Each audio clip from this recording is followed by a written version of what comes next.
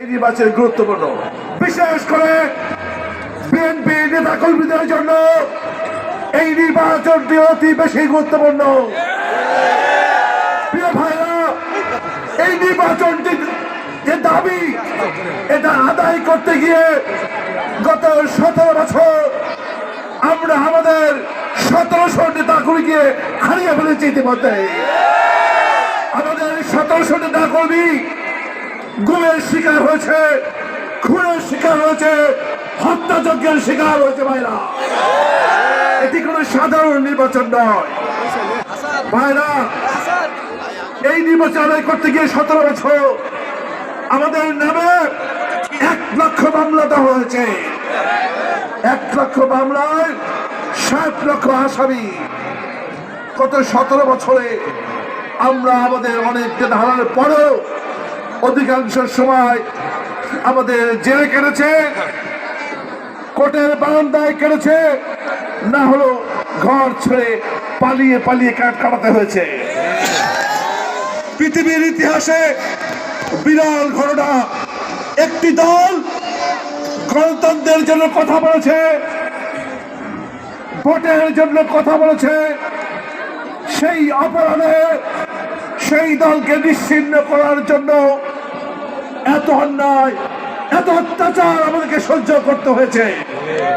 শুধু কি তাই ভাই, এই নির্বাচনের কথা বলতে গিয়ে আমাদের প্রিয় নেত্রী, যার জীবনে কোনদিনও কোন অন্যায়ের সাথে আপোষ করেনি, সেই নেত্রীকেও কতটা কষ্টই করতে হয়েছে। ভাই, প্রিয় ভাইরা, ওয়ানের সরকার ক্যান্টনমেন্টের মধ্যে বেগম খালেদার 2 সন্তান তারেক আর কোকোকে উল্টা করে ঝুলিয়েছে। সেখানে তার মাকে ভিডিও দেখানো হয়েছে, তাকে শর্ত দেওয়া হয়েছে, যদি আপনি আপনার 2 ছেলেকে নিয়ে বিদেশ চলে না যান, তাহলে আপনার সামনে আপনার 2 সন্তানকে পিটিয়ে পিটিয়ে মেরে ফেলা হবে। প্রিয় ভাইরা, বেগম খালেদা যা উত্তর দিয়েছে, ইতিহাসে কোনো মা এরকম উত্তর দিতে পারে না। বেগম খালেদা জিয়া উত্তর দিয়েছেন, তোমরা হয়তো পিটিয়ে পিটিয়ে আমার সামনে আমার 2 সন্তান তারেক আর কোকোকে হত্যা করে ফেলবে, মেরে ফেলবে, কিন্তু সারা দেশে আমার যে কোটি কোটি সন্তান রয়েছে, নিশ্চয়ই তুমি তাদেরকে মেরে ফেলতে পারবে না। আমি তারেক কোকোকে ছেড়ে দেবো, আমি আমার এই কোটি কোটি সন্তানকে ফেলে দেশের বাইরে যেতে পারবো না। আমি এই সমাবেশ ইতিমধ্যেই জনসমুদ্রে পরিণত হয়েছে। এই জনসমুদ্রে আমার ডান পাশে কয়েক হাজার আমাদের মা বোনেরা রয়েছে। তাদেরকে প্রশ্ন করতে চাই, আপনারা বলুন, পৃথিবীতে একটি মা আছে যে তার সামনে তার সন্তানকে হত্যা করলেও সে বিদেশ যেতে রাজি হয়নি? এমনকি আছেন? বলেন। মারা বলছে নাই।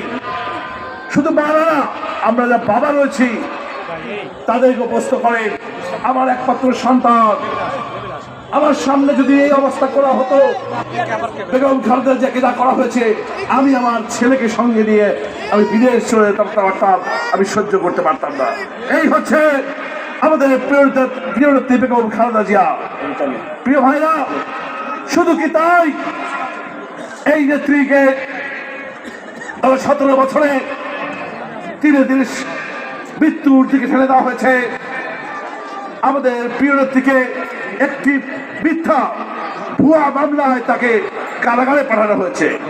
এমন এক কারাগার পুরান ঢাকায়, যেখানে এক সময় 14,000 আসামি থাকতো, সেই জেলখানাটিকে সরকার পরিত্যক্ত ঘোষণা করে নদীর ওই পারে কেরানীগঞ্জে নিয়ে গেছে। 200 বছরের পুরনো স্যাঁতসেঁতে বিল্ডিং, বেগম খালেদা যে জেল দিয়ে তাকে সেই কারাগারে রাখা হয়েছে, নির্জন কারাবাস। আমি গত 42 বছর রাজনৈতিক জীবনে বহুবার জেল খেটেছি। একবার জেলে ঢুকেছি তো কয়েক বছর পর জেল থেকে বের হয়েছি, একবার জেলে ঢুকেছি, যখন বের হয়েছি কবে জেলে ঢুকেছি ভুলে গেছি, কিন্তু